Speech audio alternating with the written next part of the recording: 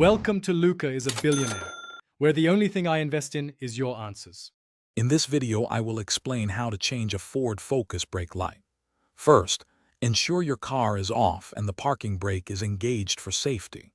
You'll need a new brake light bulb, typically a 7440 or 7443, and a Phillips head screwdriver.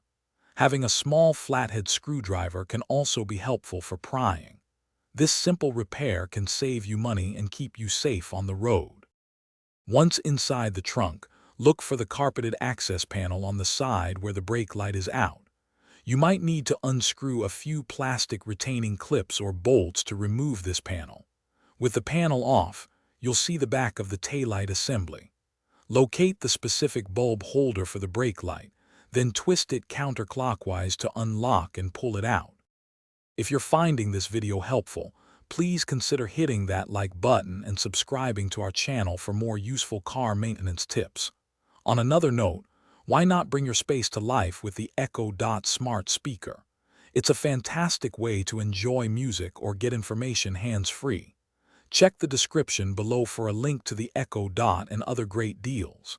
Now, let's get back to the video.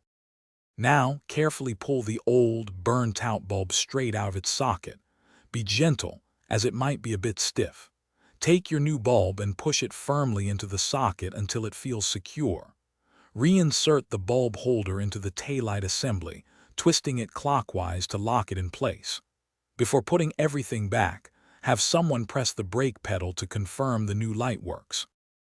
Thanks for watching and please subscribe. It's the best investment you'll ever make.